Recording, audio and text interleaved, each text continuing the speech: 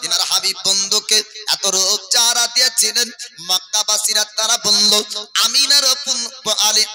আমিনার পুত্র মুহাম্মদের মতন চেহারা মক্কার মধ্যে আজ পর্যন্ত কোনো বাচ্চা হয়নি। ওগো মক্কাবাসীরা সুন্দর মানব যদি দেখতে চাও চলো তোমরা আব্দুল্লাহর ঘরে, চলো তোমরা আমিনার ঘরে। মক্কাবাসীরা এবার রাসূলুল্লাহ চেহারাকে দেখার জন্য আমিনার ঘরে আপনার ভিড় করলেন। একজন মহিলা খবর শুনলো যখন আমিনার পুত্র হয়েছে, আমিনার বেটা হয়েছে, সুন্দর চেহারার মানুষ হয়েছে, দেখার জন্য ছুটতে লাগলো।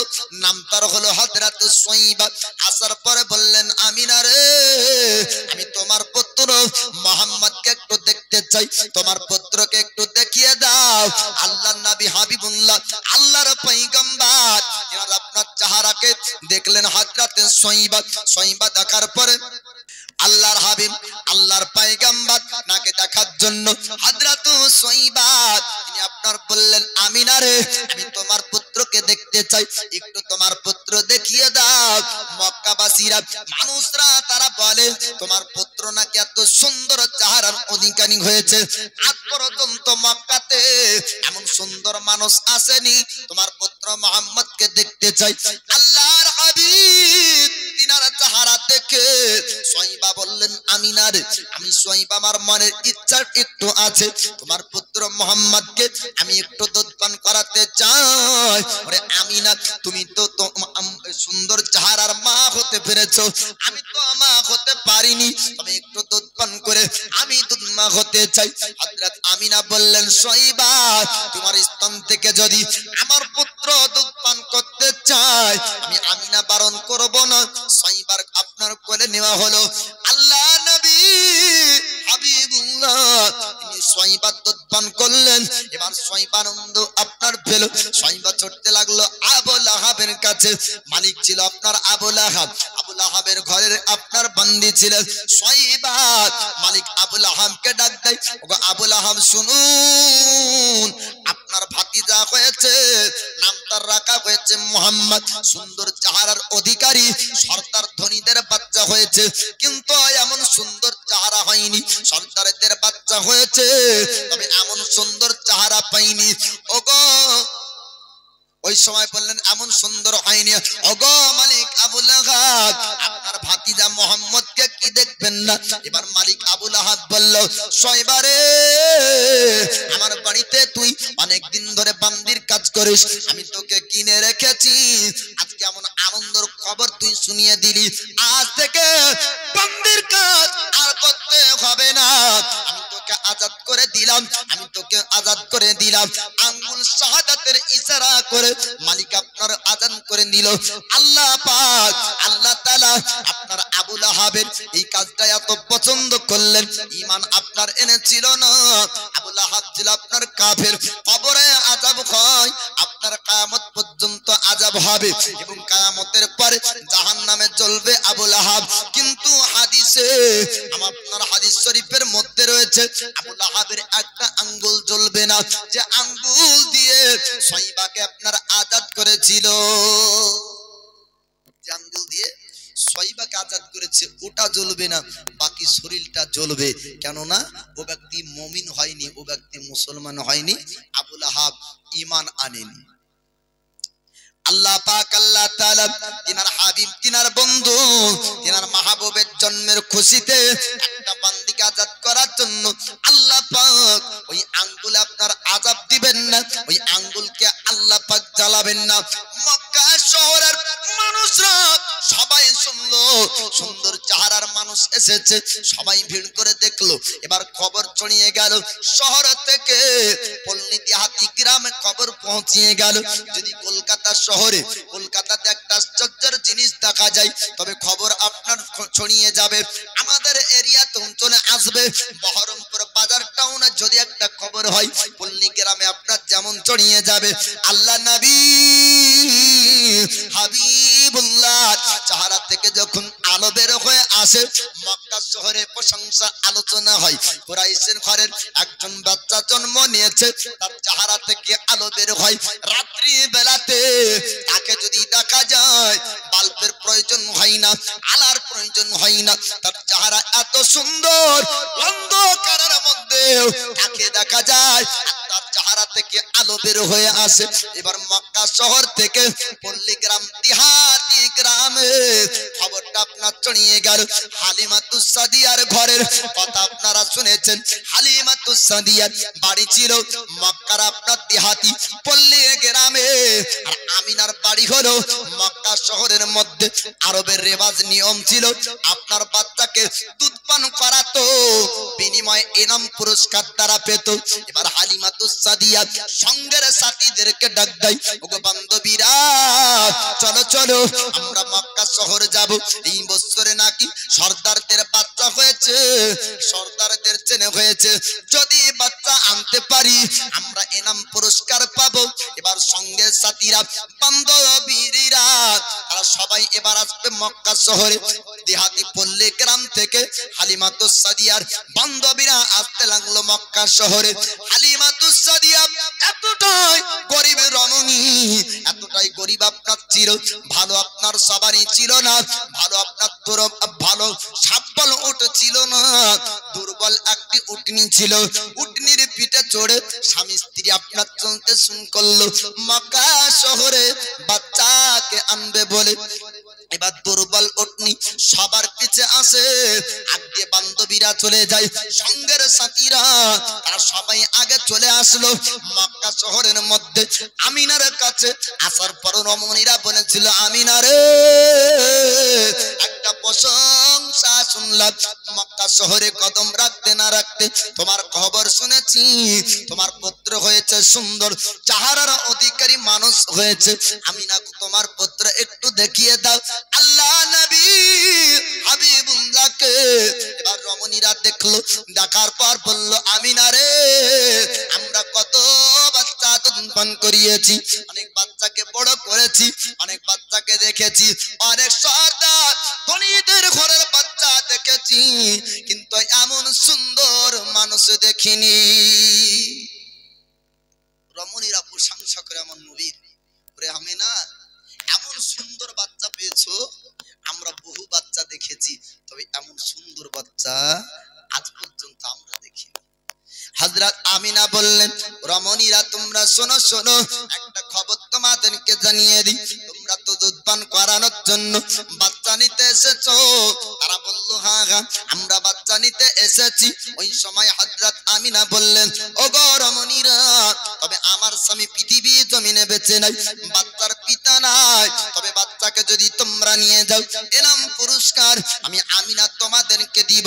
কিন্তু রমণীরা ভরসা পেল না, রমণীরা আপনারা রেখে চলে গেল। হাকিকত বাস্তব শুনুন বাবা, আমার দয়ার নবীকে কোন মহিলা নিতে চাইনি, এটা বাস্তব হাকিকত না। হাকিকত হলো আমার নবীজি কারো কাছে যেতে চাননি। যদি বলবেন না সুবহানাল্লাহ, নবী যেতে চাননি। নবী যদি যেতে চাইতেন রমণীরা দুধ দিত, কেননা আল্লাহ নবী চেয়েছেন বাজা বকরি বাজা ছাগলের মধ্যে আমার আল্লাহ পাক নবীর জন্য দুধ নিয়েছে, আমার নবী পান করেছেন, রাখাল পান করেছে, তবু দুধের মধ্যে কোনো কমতি হয়নি। নবী যদি চাইতেন রমণীরা তাদের স্তন থেকে নবীকে দুধ পান করাতো, কিন্তু আমার নবী চাননি। নবী চেয়েছেন হালিমার ঘরে যাব আর হালিমার ঘরের গরিবীকে দূর করব। জোরে বলুন সুবহানাল্লাহ। আল্লাহ পাক আল্লাহ তাআলা পৃথিবীর জমিনে তিনার হাবিব পাঠিয়েছেন। কোরআনের মধ্যে আল্লাহ বলেন, নবী গো আপনাকে আমি এমনি পাঠাইনি, রহমাতাল লিল আলামিন করে পাঠিয়েছি। আমার নবীজি রহমতের নবী, রহমতের পয়গম্বর, উম্মতের দরদি নবীজি, তিনি হালিমার ঘরে বরকত আপনার নিয়ে যাবেন। আমার নবীর জন্য হালিমার ঘরে বরকত হবে, হালিমার ঘরে আপনার রহমত হবে। হালিমাতুস সাদিয়া বান্ধবীদের পরে মক্কা শহরে আপনার আসলেন। মক্কা শহরে আসার পরে ওই সময় এবার আমিনার কাছে পৌঁছালেন। আমিনাকে বললেন, আমিনা রে তোমার মোহাম্মদকে আমাকে একটু দেখিয়ে দাও, এত সুন্দর চেহারার বাচ্চা নাকি হয়েছে। হযরত আমিনা বলেছিলেন, না না, তোমাদেরকে আমি বাচ্চা দেখাবো না। তোমার মতন কত রমণী আর আমার কাছে এসেছিল, কিন্তু বাচ্চা কেউ নিয়ে যায়নি, বাচ্চা নেয়নি। যখন শুনেছে বাচ্চার আব্বা নাই পৃথিবীর জমিনে, প্রথমে তুমি শুনে নাও, বাচ্চার কিন্তু আব্বা নাই, পিতা হারা বাচ্চা, তুমি কি নিতে চাইবে? হালিমাতুস সাদিয়া বললেন, আমিনা, আমি একবার তোমার পুত্র দেখব, একবার আমাকে দেখিয়ে দাও। আল্লাহ নবী হাবিবুল্লাহর চেহারা দেখে হযরত হালিমাতুস সাদিয়া বলেছিলেন, আমিনা রে, আমি পৃথিবীতে এমন সুন্দর মানুষ দেখিনি, আমি এই বাচ্চাকে দুধ পান করাবো, আমি বাড়ি নিয়ে যাব, তুমি যদি দিতে রাজি হয়ে যাও। হালিমাতুস সাদিয়া তার স্বামীকে জিজ্ঞাসা করলেন, স্বামী জানে একটু বলুন বলুন, আপনি যদি অনুমতি দেন, ইজাজত দেন, তবে বাচ্চাকে নিয়ে যেতে পারবো। স্বামী আপনার বলেছিলেন, বিবি শোনো শোনো হালিমা, তুমি যদি নিয়ে যেতে চাও আমি তোমাকে বারণ করব না। আল্লাহ নবী হাবিবুল্লাহকে এবার হালিমাতুস সাদিয়া কোলে নিলেন, স্তন থেকে দুধ পান করালেন। দুধ পান করানোর পরে বললেন, আমিনা, আজ পর্যন্ত বাচ্চা দুধ পান করিয়েছি, কিন্তু এমন স্তনে বরকত কোনোদিন পাইনি। জোরে বলো।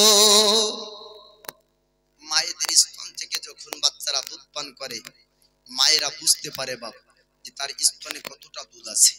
হালিমাতুস সাদিয়া বলে, আমিনা রে, আমি যখন মোহাম্মদকে দুধ পান করালাম, তখন বুঝলাম আমার স্তনে দুধ পান করার পরেই একটা বরকত চলে আসলো। জোরে বলুন সুবহানাল্লাহ। এ বাচ্চা আমি নিয়ে যাব, আমিনা যদি তুমি স্বেচ্ছায় এ বাচ্চাকে আমাকে দাও। হযরত আমিনা হালিমাতুস সাদিয়াকে দিলেন দয়ার মুস্তাফাকে, তিনি এবার সওয়ারির উপর উঠালেন, সওয়ারির উপর উঠিয়ে সওয়ারি আপনার ছাড়লেন, অর্থাৎ উটনির লাগাম ধরে টান দিলেন, চলতে থাকলো।